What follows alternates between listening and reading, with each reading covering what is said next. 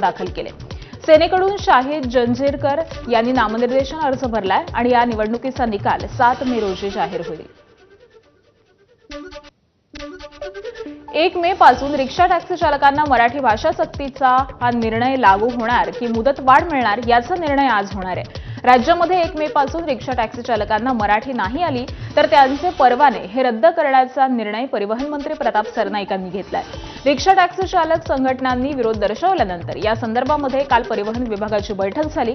या बैठकीमध्ये रिक्षा संघटनांनी मराठी सक्ती संदर्भामध्ये मुदतवाढ देण्याची मागणी केली आहे। यावरती मंत्री प्रताप सरनाईकांनी भूमिका स्पष्ट केलेली असून मुदतवाढ देण्याची तयारी आहे, पण मराठी बोलणार नाही, ही मुजोरी खपवून घेणार नाही असा इशारा देखील दिलाय।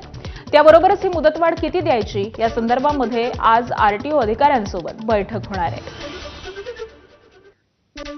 तुम्ही जर असं म्हणाल की नाही आम्ही महाराष्ट्रात राहू, व्यवसाय करू, आम्ही रिक्षा चालू, आम्ही टॅक्सी चालू, परंतु आम्ही कुठल्याही परिस्थितीमध्ये हिंदीमध्येच बोलणार, मराठी बोलणार नाही, हे चालणार नाही।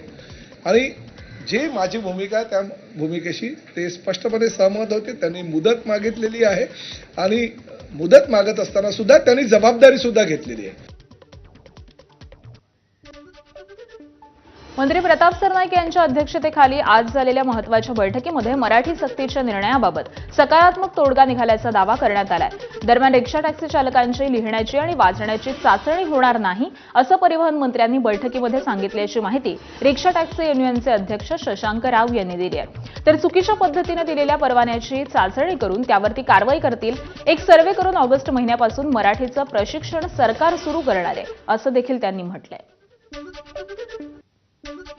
याचा एक सर्वे ते घेणार आहेत या 2-3 महिन्यामध्ये आणि त्यानंतर ऑगस्टच्या महिन्यापासून जे काही त्यांनी सुरू केलं असेल त्याचं प्रशिक्षण ते सुरू करणार आहे। हे त्यांनी आज त्या पद्धतीने आम्हाला सांगण्याचं काम केलं, जे आम्ही याचं स्वागतच करतो। मला जर त्या पद्धतीचं शिक्षणच नसेल तर मग मी कोणतीही भाषा मी लिहिता आणि वाचता मला कशी येणार आहे हा प्रश्न आहे। त्यामुळे आज ती झाल्यावरती त्यांनी हे सांगितलं की आता ऑगस्ट पासून ते प्रशिक्षण सुरू होईल। तोपर्यंत जी मोहीम एक वेगळी आहे ते डोमिसाईल वगैरे कागदपत्र बरोबर आहेत का चेक करण्याची ती होत राहील।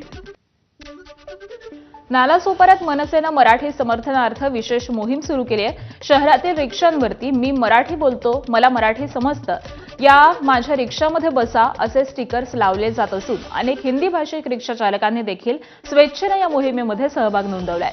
महाराष्ट्र आमची कर्मभूमी आहे, मराठी शिकण्यामध्ये अभिमान आहे अशी भावना चालकांकडून व्यक्त होतीये। दरम्यान मराठीचा सन्मान राखण्याचा इशारा देत मनसेनं आक्रमक भूमिका घेतलेली असून शहरामधील भाषिक वातावरणाकडे सगळ्यांचंच लक्ष वेधलंय।